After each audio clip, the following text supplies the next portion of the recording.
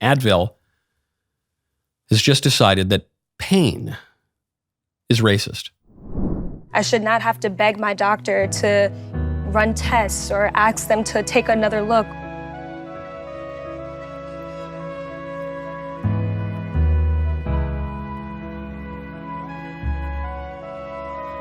Advil hosted a roundtable. Welcome to discussion Believe about My systemic Pain, racism. a discussion about systemic pain bias in healthcare. I want to thank all of you for joining me today as we talk about this very important issue. I also want to thank the Pain Equity Project developed by Advil in partnership with the Morehouse School of Medicine and Black Health for inviting us to be a part of their commitment to addressing pain bias in Black communities. Pain bias. We need pain equity. If that doesn't sum up this whole ideology, I don't know what does. We need pain. We need everyone to feel pain. We need pain equity. You whites aren't feeling enough pain, and you're going to feel more pain. We're going to make sure of it. We're Advil. We used to be a pain reliever. Now we're a pain multiplier for white people. So we need pain equity. I guess they could mean that no one's going to have any pain anymore. I don't know how they're going to achieve that. There's not enough Advil in the world because this is a fallen world. So where does this crazy ideology come from? Comes from liberal utopia, liberal utopianism. The utopia, frankly, the liberal part, both that view, which is so prominent today, fundamentally denies original sin. I believe in original sin. Christians believe in original sin. Even non-Christians broadly agree, and Jews certainly believe in something akin to original sin. You know, it's right there in the very first book of the Bible. Muslims do. Even sensible pagans do. The reason to believe in original sin is not because of some mystical intuition or strictly because of revelation. It's because we all have eyes and experience the world, and we recognize that the world is broken. There's just something fundamentally broken. And we all sin, and bad things happen to good people, and there's just something broken about this world. Suffering is a part of this world. What the liberals say is, no, we're not fundamentally broken. Christians, recognizing the problem of original sin, see that we can't actually ever save ourselves. We require God's grace, and we cooperate with God's grace. It's not like we don't have any role in it. It's not as though we don't have any free will, but we require God's grace. We're not going to save ourselves. The liberals, the liberal utopians, they say, no, we can save ourselves. First of all, we got to get rid of all that old fuddy-duddy religion that's inhibiting progress. And then what we need to do is just be really, really rational, and we're just going to construct a proper society that eliminates all the causes of the pain, which are systemic injustice. If we were just a little more rational, if we were just a little bit more technocratic, then we would eliminate all that systemic, structural injustice, and then we wouldn't have any pain, and then we'd all be happy. And you hear this with the techno-utopians. They'll say, then we're going to cure death. Then we're going to upload our brains to the cloud. Then we're going to live forever, man, and it's all going to be really groovy, right?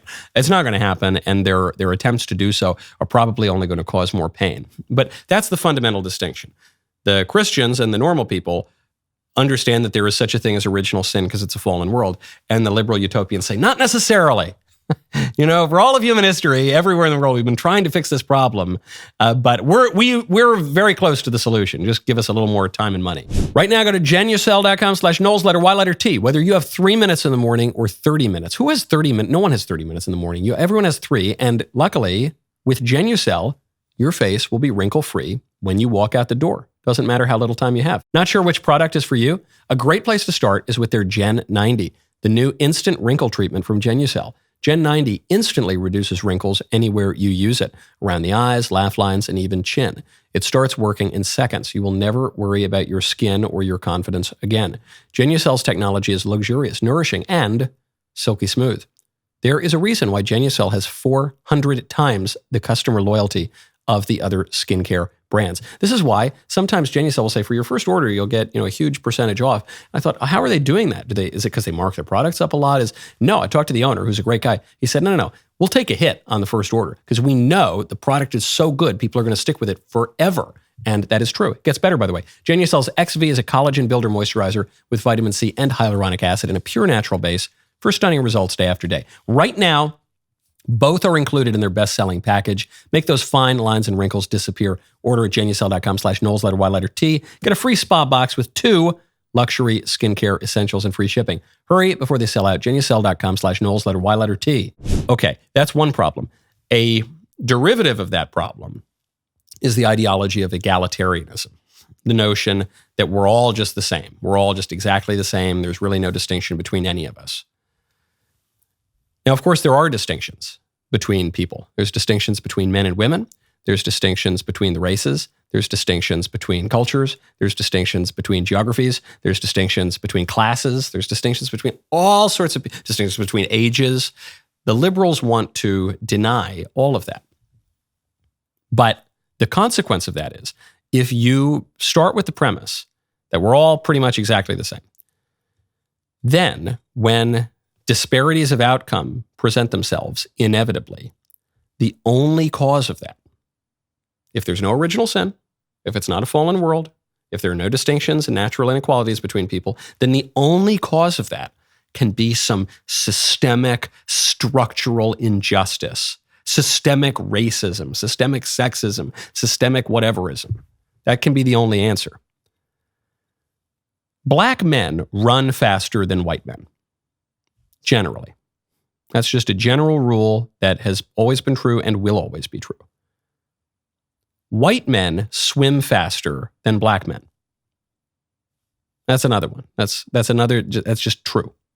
It's just always been true. It always will be true. Men run faster than women. You see that issue coming to a head in the debate. Why is it though? Why is it that black guys run faster than white guys and white guys swim faster than black guys? There was a study. I Googled it. I said, what's the explanation for this? There's a study from 2010. I'm sure there have been many other studies. This is from the International Journal of Design and Nature and Ecodynamics. Here's what they say, just in the abstract. Here we explain a much avoided phenomenon in the evolution of speed sports for men and women. The world records in running tend to be set by black athletes and in swimming by white athletes. We showed that this phenomenon is predictable from physics. Locomotion is a falling forward cycle in which body mass falls forward and then rises again. Mass that falls from a higher altitude falls faster, down and forward. In running, the altitude, L1, is set by the position of the center of mass above the ground. In swimming, the altitude is set by the upper body rising above the water, and it is proportional to HL1, where H is the height of the athlete. Stick with me, they're using variables and certain jargon. The anthropometric literature shows that the center of mass in blacks is 3% higher above the ground than in whites. This means that blacks hold a 1.5% speed advantage in running, and whites hold a 1.5% speed advantage in swimming. Among athletes of the same height, Asians are even more favored than whites in swimming, but they are not setting records because they are not as tall. Boom, that's it. Simple enough. You don't really need a scientific study to tell you that. You already kind of know that from common sense if you have eyes and any experience of the world. But that's that. So what? What are you going to do about that? Are Asians going to get taller? Are black people and white people going to suddenly change their center of mass? No, it's not going to happen. That's just a natural inequality. So if we can accept those kinds of natural inequalities, and we do our best to be as just to everyone as we possibly can, but we just recognize if people are kind of different, men and women are different, people from different cultures and geographies are different. Yeah, okay, we do that, we'll probably have a great time and all flourish. But if we deny that, you're going to just keep banging your head against a wall, because the further your ideology strays from reality, the more frustrated and angry and revolutionary and resentful you're going to get.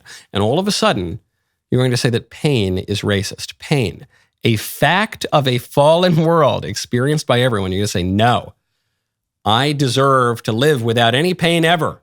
And I'm sure all of the disfavored groups, all my perceived enemies, they don't have any pain. I'm the only one with pain, and my pain is the only pain that matters. And that kind of resentful ideology is fueling our political system today, and it will not end very well. And we're going to need more than a couple of Advil to fix that problem. Man, that was a good clip. It was. We all agree. Now, ring that bell, subscribe to the Michael Knowles YouTube channel, and we'll see you next time.